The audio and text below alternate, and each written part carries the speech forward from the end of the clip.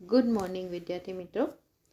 આજે આપણે અંગ્રેજીમાં યુનિટ 2 એમાં છઠ્ઠા પેરેગ્રાફથી આગળ કરીશું.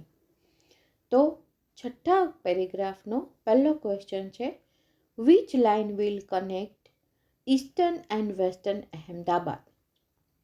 તો એનો જવાબ આવશે, the east west corridor will connect eastern and western Ahmedabad. બીજું છે, what will be the total distance between Kalupur and Thaltej crossing? અને કાલુપુર અને થલતેજ ક્રોસિંગ વચ્ચે કેટલું અંતર હશે? તો the total distance between Kalupur and Thaltej crossing will be 10.90 kilometres. બરાબર છે. પછી ત્રીજો ક્વેશ્ચન છે, which is the last station of the east west corridor? છેલ્લું સ્ટેશન કયું હશે? તો કે Thaltej crossing will be the last station of this route. આ રૂટનું છેલ્લું સ્ટેશન થલતેજ ક્રોસિંગ હશે. પછી from which will the east west corridor start? તો the east west corridor start from Kalupur. ક્યાંથી શરૂ થશે? કાલુપુરથી શરૂ થશે. પછી એના પેરેગ્રાફનો એમસીક્યુ જોઈ લઈએ આપણે. તો એમાં પહેલું એમસીક્યુ છે, the east west corridor will start from Kalupur. ક્યાંથી શરૂ થશે? કાલુપુર, એટલે એમાં આવશે સી. પછી છે, the last station of the east west corridor will be Thaltej crossing. એમાં શું આવશે? બી. પછી the total distance between Kalupur and Thaltej crossing will be 10.19, એટલે A. પછી ચોથું છે, which word is the passage means last station? Last સ્ટેશનને શું કહેવાય? ટર્મિનસ, એટલે એમાં આવશે ડી. હવે આપણે સાતમો પેરેગ્રાફ જોઈએ. તો સાતમા પેરેગ્રાફમાં એક ક્વેશ્ચન છે કે what does elevated root mean?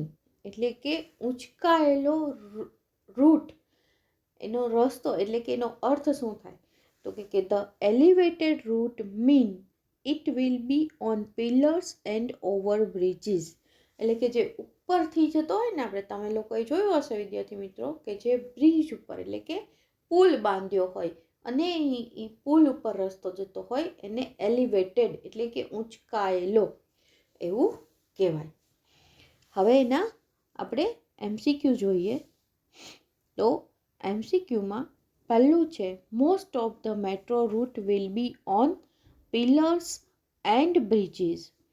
બરાબર છે, એમાં આવશે ડી, પિલર્સ એન્ડ બ્રિજીસ.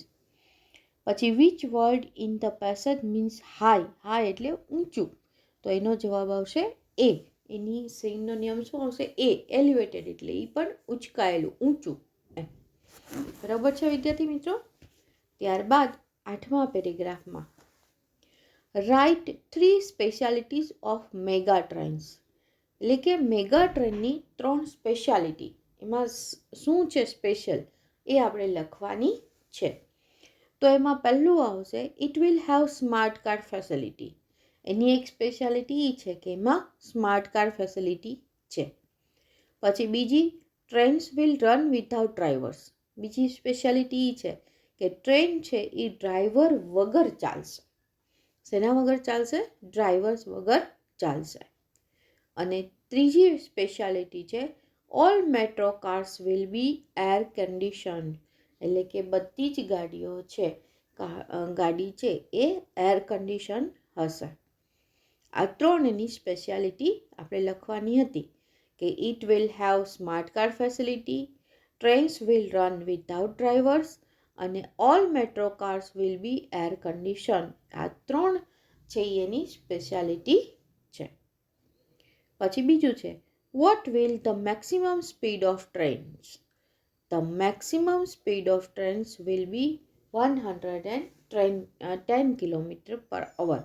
એક કલાકમાં એ 110 કિલોમીટરની ઝડપે જશે.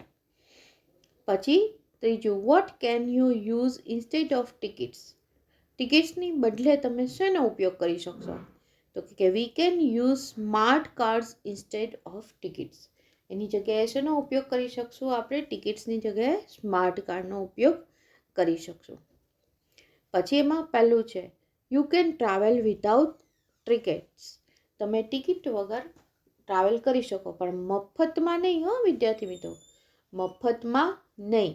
ટિકિટ નહીં લેવાની, મતલબ એની જગ્યાએ તમારે શેનો ઉપયોગ કરવાનો? સ્માર્ટ કાર્ડનો.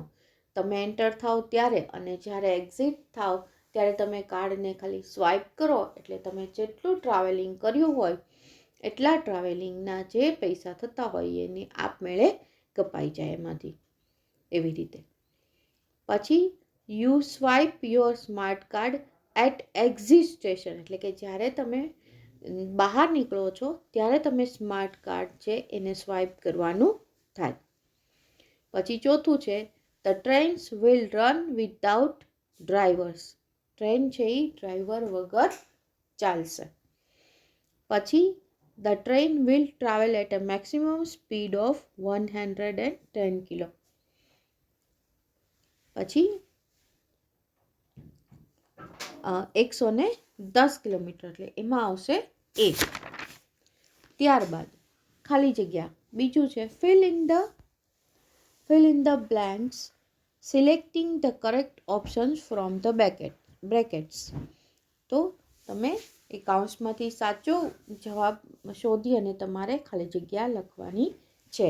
મેં અહીંયા જે સાચો જવાબ છે એમાં અંડરલાઇન કરેલું છે, તમારે એ ખાલી જગ્યામાં લખી લેવાનું છે.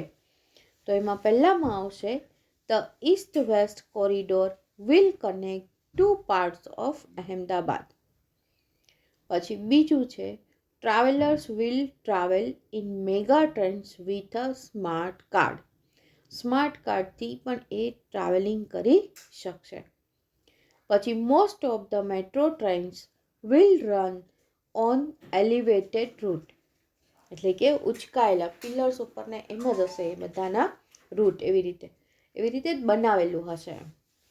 પછી the mega trains will run without drivers. પછી the terminus for east west corridor will be Thaltej crossing, એટલે છેલ્લું સ્ટેશન. પછી Gandhinagar is the capital of Gujarat. ને 7મી ખાલી જગ્યા છે, all metro cars will be air condition. અને 8મી છે, the maximum speed of the trains will be 110 kilometre per hour.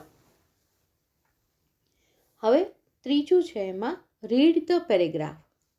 Read the paragraph and answer the questions. આપણે પેરેગ્રાફ વાંચવાનો છે અને એના જવાબ આપવાના છે.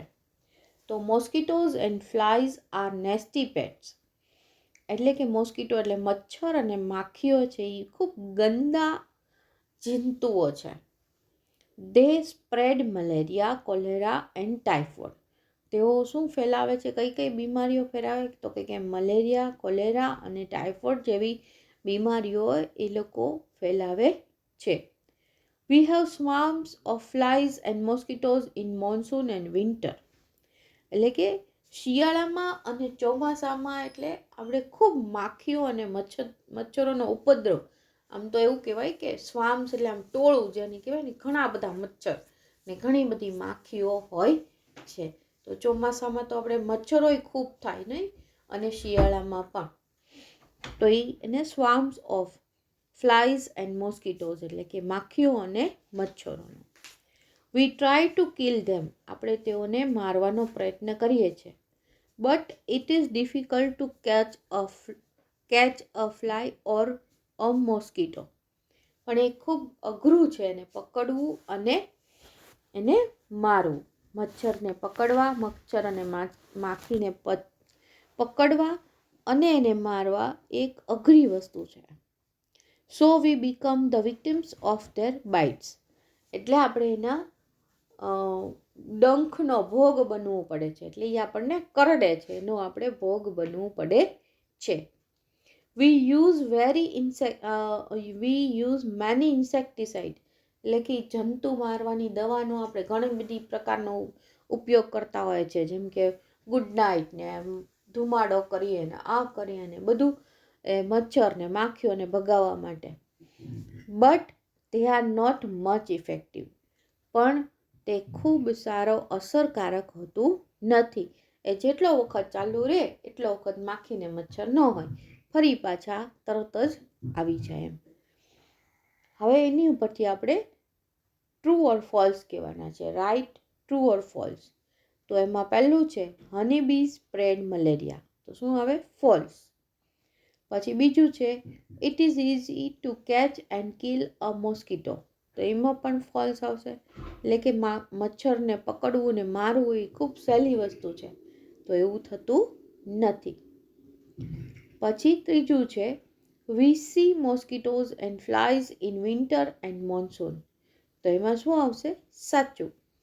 કારણ કે આપણે ચોમાસા અને શિયાળામાં આપણને સૌથી વધારે મચ્છર હોય છે. પછી ચોથું છે ઇન્સેક્ટિસાઇડ્સ આર વેરી ઇફેક્ટિવ. તો એમાં શું આવશે? ફોલ્સ. અને we become victim of મોસ્કીટોઝ bytes. તો કે હા, આપણે મચ્છરોના ડંખનો ભોગ બનીએ છીએ. બરાબર છે. હવે આપણે એમાં બીજું છે ફિલ ઇન ધ બ્લેન્ક્સ. ખાલી જગ્યા પૂરો. તો mosquitoes and flies are nasty pests. પછી બીજી મોસ્કીટો સ્પ્રેડ શું ફેલાવે છે? તો કે મલેરિયા, કોલેરા એન્ડ ટાઇફોઇડ ફેલાવે છે. પછી we have swarms of mosquitoes and flies in winter and monsoon. એટલે કે ખૂબ ઘણા બધા માખી અને મચ્છરો આપણને મોન્સૂનમાં અને વિન્ટરમાં થઈ જાય છે. એટલે કે એમાં આપણને જોવા મળે છે. પછી we become victims of mosquito bites. એટલે કે આપણે મચ્છરના ડંખનો ભોગ બનીએ છીએ. અને we use many insecticides but they are not effective. આપણે ઘણા બધા જંતુનાશક બધો ઉપયોગ કરીએ પણ એ ખૂબ સારું ઇફેક્ટિવ છે નહીં, અસરકારક છે નહીં. હવે આપણે આગળ કરીએ. ચોથી એક્સરસાઇઝ છે. તો ચોથી એક્સરસાઇઝમાં complete the dialogue using the words given in the brackets. Dialogue છે એ કૌંસમાં આપેલા શબ્દોનો ઉપયોગ કરી અને આપણે એને પૂરો કરવાનો છે. તો સૌથી પહેલાં છે નીતિન કે says may I come in sir. તો મેનેજર કહે છે કે યસ યુ મે. હા, તું આવી શકે છે. અને what can I do for you. તો એમાં ઓપ્શનમાં આપેલું છે what can I do for you. તો નીતિન કહે છે I want an SD account and an SD account to be open in the bank. બેંકમાં મારે સેવિંગ્સ ખાતું ખોલાવવું છે. તો મેનેજર કહે છે okay take this form fill in the details. કે આ તમે ફોર્મ લ્યો અને એની બધી વિગતો પૂરી દેજો. તો નીતિન કહે છે sir I have field up the form. એટલે કે મેં ફોર્મ ભરી દીધું છે. તો મેનેજર કહે છે now paste your photograph and sign it. હવે તારો ફોટોગ્રાફ ચોંટાડી દે અને એની પર સહી કરવાની છે. તો નીતિન કરીને કહે છે હિયર ઇટ ઇઝ. એટલે કે આ થઈ ગયું. હવે મેનેજર કહે છે how much money do you want me to deposit. એટલે કે તમે કેટલી ડિપોઝિટ ભરશો. તો નીતિન કહે છે 1000. એટલે કે 1000 રૂપિયા. મેનેજર કહે છે okay now give your form and money to the cashier. શું કહે છે કે હવે પૈસા અને ફોર્મ છે એ તમારે કોને આપવાનું છે? To the cashier. એટલે કે કેશિયરને આપવાનું છે. He will give you a passbook. કે તે તમને પાસબુક આપશે. નીતિન કહે છે થેન્ક યુ સર. નીતિન છે એ સરનો આભાર માને છે. હવે પાંચમી એક્સરસાઇઝ છે. તો તો arrange the sentences in the correct order and write them. એટલે કે તમારે નીચે લખવા માટેનું પણ આપેલું છે. એ વાક્યો છે ગોઠવવાના છે અને ગોઠવેલા વાક્યો લખવાના છે. તો એમાં પહેલું વાક્ય તમને આપી દીધું છે, pour some water in the glass. ગ્લાસમાં થોડુંક પાણી લો. પછી બીજું વાક્ય શું આવે? જો પહેલું વાક્ય છે એ બીજું આવે, એડ સમ સુગર. પછી ત્રીજું વાક્ય આવે, cut the lemon into half. એટલે કે એને અડધું કાપો, વચ્ચેથી કાપો એટલે 2 ભાગ થઈ જાય એ પ્રમાણે. એ ત્રીજું વાક્ય થશે. પછી ચોથું વાક્ય થશે, take out the seeds from glass. એટલે એમાંથી squeeze each half piece into the glass.